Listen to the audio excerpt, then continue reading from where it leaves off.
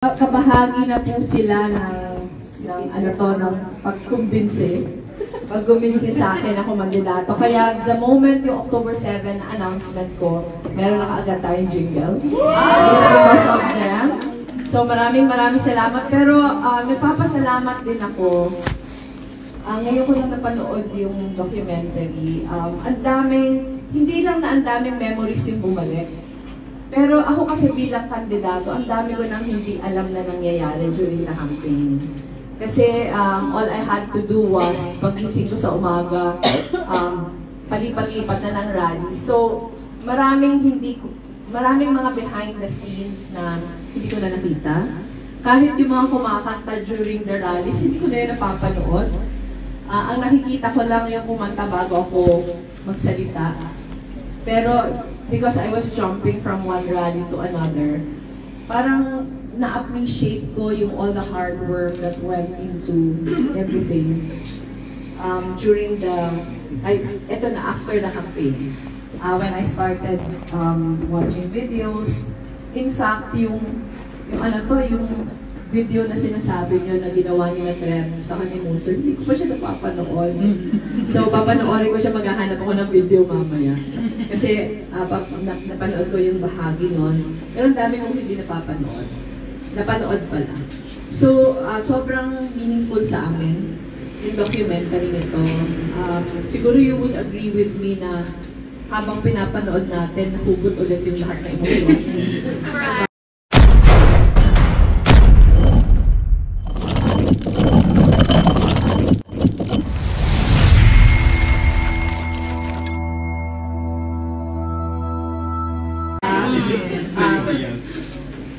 Parang nakakaiyak, pero at the same time, every klase ng iyak na happy. Diba?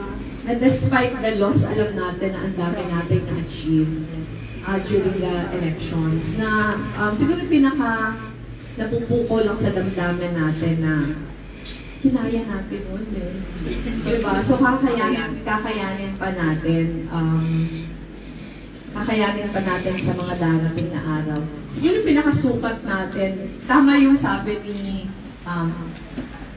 sino ba yung nagsabi? Si Bayan ba yung nagsabi na?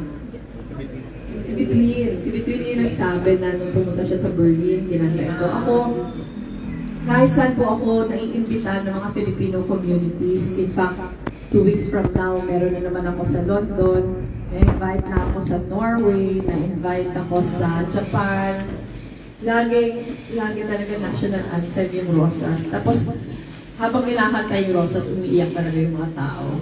So, ganun ka-powerful yung kanta. In fact, diba, 2 weeks ago, pinanta pa siya ni Vice Ganda sa So, gusto sabihin, pag kinakanta yun, parang ano siya eh, parang kanta siya na nagpapakita na handa tayo paglaban yung bayan natin. Diba? It was not about me at all.